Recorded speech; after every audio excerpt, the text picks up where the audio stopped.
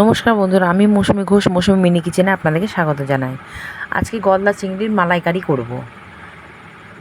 তার জন্য মাছ নিয়েছি। মাছগুলো আমি আস্তে আস্তে করে কেটে নেব কাঁচি দিয়ে। এই শক্ত সুটটাকে ভালো করে কাঁচি দিয়ে কেটে নেব। কেটে ধুয়ে পরিষ্কার করতে হবে। এই দুটো চোখকে, মোটা মোটা চোখ আছে, চোখগুলোকে কেটে দিতে হবে।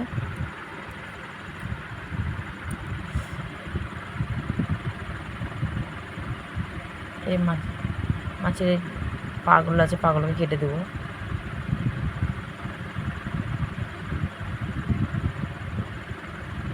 ভেতর ডিমটা আছে, সাবধানে কাটতে হবে।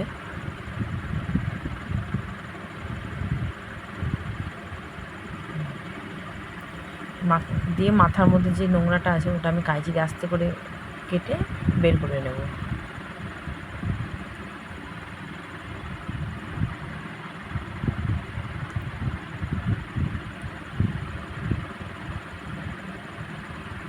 দেখুন পরিষ্কার করে দিয়েছি। দিয়ে পিঠের মাছের ওপরটা দিয়ে কাঁচি আস্তে করে কেটে কেটে, পুরোটা কাটবো না, লম্বা করে হালকা কেটে দেবো। কেটে দেখুন এর উপর থেকে একটা সুতোর মতো অংশ বেরোবে কালো, টেনে বের করে দিতে হবে। নোংরা থাকে ওটা মাছের। এক এক করে সব কটা মাছ কেটে নেবো আমরা।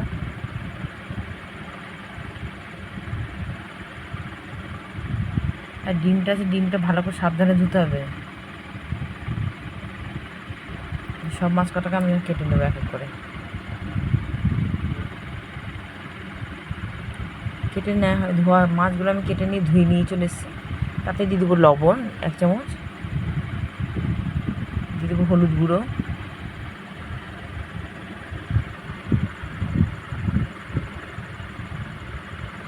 হলুদ গুঁড়ো দিয়ে মাছগুলোকে হাতে করে মাখিয়ে নেব।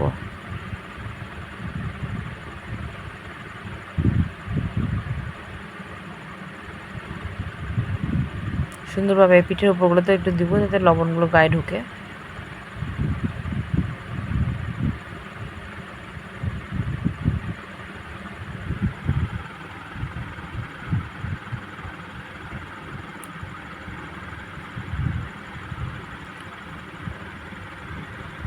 আমার ছেলে মেয়ে তো চিংড়ি মাছ অত্যন্ত প্রিয়। আপনাদের কেমন লাগে আপনারা আমাকে কমেন্ট করে জানাবেন। আর বন্ধুরা, আমার রেসিপিটা কেমন হচ্ছে, কেমন লাগছে আপনারা কমেন্ট করে জানাবেন। অতি অবশ্যই লাইক, কমেন্ট, শেয়ার করবেন। আর আমার চ্যানেলটিকে সাবস্ক্রাইব করবেন। আর পাশে থাকা বেল আইকনটিকে ক্লিক করে দেবেন সর্বপ্রথম ভিডিওটি পাওয়ার জন্য। লবণ হলুদ মাখানো হয়ে গেছে। এবার কড়াই বসিয়ে দিয়েছি গ্যাসে। এবার কড়াইটি গরম হচ্ছে, গ্যাসে ধরিয়ে নিয়েছি। কড়াইয়ের মধ্যে দিয়ে আমি সর্ষের তেল দিয়ে দেবো। মাছটা আগে প্রথমে ভেজে নিতে হবে।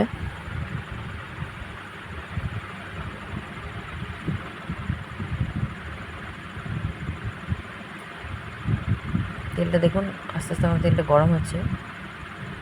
তেলটা গরম হচ্ছে, আমি একটু খুন্তি দিয়ে নেড়ে নেব।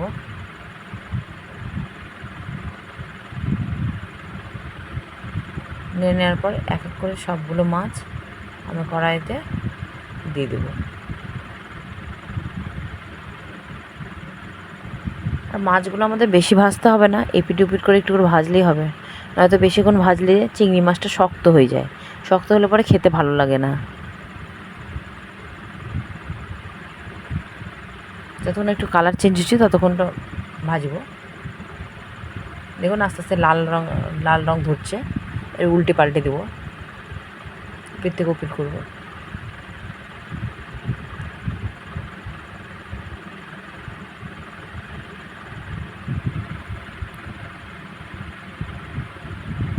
অনেকে লঙ্কা গুঁড়ো দেয়, আমি লঙ্কা গুঁড়োটা দিইনি। যদিও আপনারা দিলে দিতে পারেন, কোনো অসুবিধা নেই।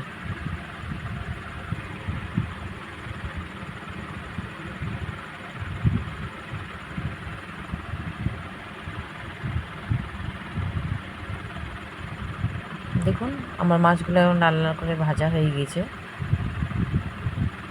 এবার আমি এক এক করে সব মাছ কটা তুলে নেব।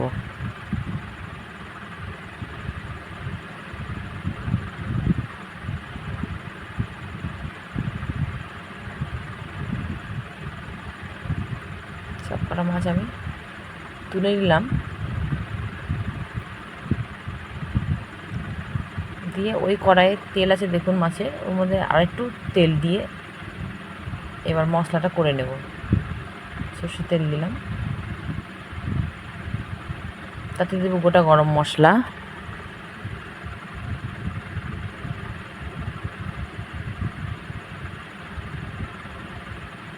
তিনটে এলাচ, একটা লবঙ্গ, দুটো দারচিনি দিয়েছি 2 টুকরো দিয়ে একটু ভাজা, একটু একটু দেখবেন গন্ধ বেরোবে, দিয়ে দেবো আমি পেঁয়াজ গ্রেট করে রেখেছি, তেলের মধ্যে দিয়ে দেবো, আগে থেকে করে রেখেছি, 2টো পেঁয়াজকে, বড় পেঁয়াজ 2টোকে গ্রেট করে রেখেছি, এবার দিয়ে দেবো, দিয়ে এবার নাড়বো। যতক্ষণ না পেঁয়াজের কালার চেঞ্জ হবে ততক্ষণ পেঁয়াজটাকে আমাকে একটু নেড়ে চেড়ে নিতে হবে।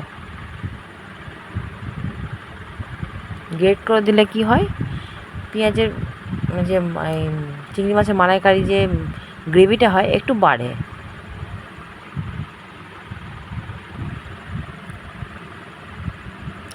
দিয়ে দেবো এবার আদা রসুন পেস্ট করে রেখেছিলাম, বেটে রেখেছিলাম আমি, আদা রসুনের গন্ধটা চলে যাওয়ার জন্য একটু ভেজে নিতে হবে,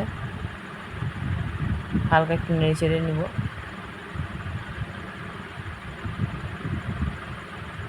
তাতে দিয়ে দেবো জিরে গুঁড়ো,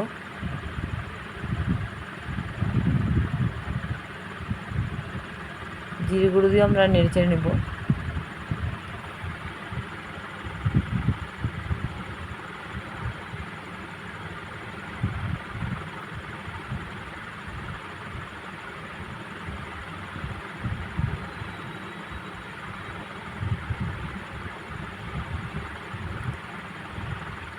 আমাদের কষানো হচ্ছে, এবার দিয়ে দেবো আমি পোস্ত বেটে রেখেছিলাম, আমি পোস্তটা দিয়ে দিলাম, পোস্ত একবারে মিহি করে বেটে রেখেছিলাম, একটু কষাবো।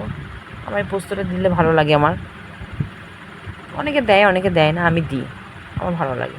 তাই একটু হলুদ গুঁড়ো দিলাম, একটু কালার আসবে ভালো করে।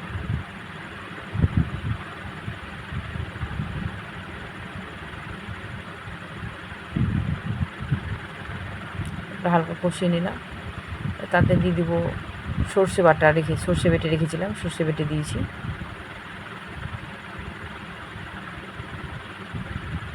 কষাবো একটু।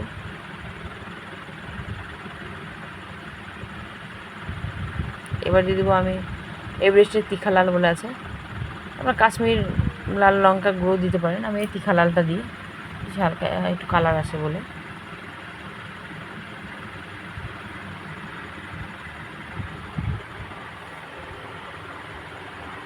দিয়ে দিলাম টমেটো বেটে রেখেছিলাম আমি শিলে, দিয়ে দিলাম, আপনারা মিক্সিতেও পেস্ট করে নিতে পারেন, আমার শিলে বাটাটা বেশি ভালো মনে হয়, তাই শিলে বেটেছিল। দিয়ে দেবো একটু লবণ পরিমাণ মতো,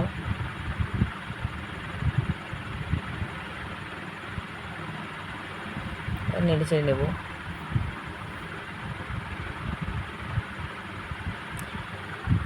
এই রান্নাটা কষানোটাই মেন, আস্তে আস্তে কষাতে হবে, আঁচ মিডিয়াম করে, বেশি আঁচ দিলে কী হবে, পুড়ে যাবে মশলাটা, তাহলে খেতে ভালো লাগবে না, আঁচ কমিয়ে দিয়েই রান্না করতে হবে।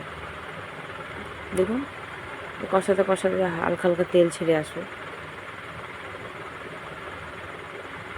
দেখুন সাইডে সাইডে তেল বেরিয়ে এসছে। এবার দিয়ে দেবো আমি নারকেলকে গ্রেট করে রেখেছিলাম, ওর মধ্যে দিয়ে দুধটাকে বের করে নিয়েছি, ছেঁকে নিয়েছি, দিয়ে এবার দিয়ে দিলাম পুরো দুধটাকে, নারকেলের দুধ। নারকেলের দুধ না দিলে পরে চিংড়ি মাছের মালাইকারি কোনো স্বাদই লাগে না আমার কাছে, তাই চিংড়ি মাছের মালাইকারির জন্য নারকেলের দুধটা পুরোপুরি দিয়ে দিয়েছি সব। একটা বড় একটা নারকেল নিয়ে এসেছিলাম, আর এটা দিয়েছি আমুল স্প্রে দুধ আছে, এটাকে গুলিয়ে নিয়েছি, গুঁড়ো দুধ, কুসুম গরম জলে একটু হালকা করে গুলিয়ে নিয়ে ঢেলে দিলাম। এর দিলে পরে কি টেস্টটা আরও সুন্দর হয়ে বেরিয়ে আসে। দেখুন একদম ঘন হয়ে আসছে,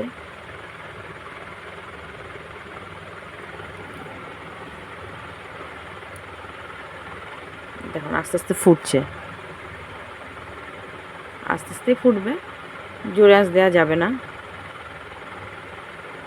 মিডিয়াম আঁচের মধ্যে এটাকে করতে হবে।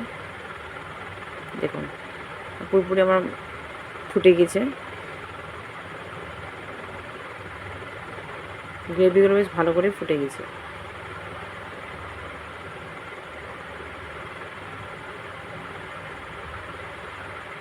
এবারে এক এক করে মাছগুলো সব দিয়ে দেবো। দেখবেন মাছ ভেজে যে পাত্রে রাখবেন, ওই পাত্রে দেখবেন হালকা তেল জলের মতো বেরিয়ে থাকে, ওই রসটাও ওই ইসের মধ্যে কড়াইয়ের মধ্যে দিয়ে দেবেন, তাহলে টেস্টটা খুব সুন্দর হবে।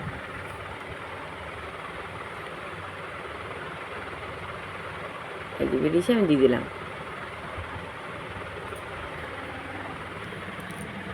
এবার একটু নেড়ে ছেড়ে দেবো, মাছগুলো যাতে ডুবে যায় ওর ভেতরে গ্রেভির মধ্যে।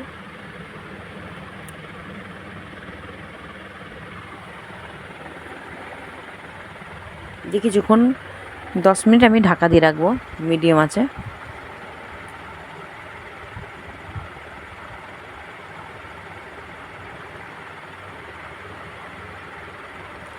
এই 10 মিনিট ঢাকা দেওয়ার কারণ হচ্ছে এর মধ্যে মাছের ভেতরে যা লবণ আছে মশলা আছে সব ঢুকে যাবে ফুটলে পরে,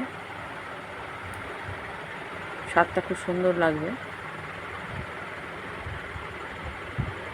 একটু নেড়ে চেড়ে নিব, দেখুন কত সুন্দর হচ্ছে।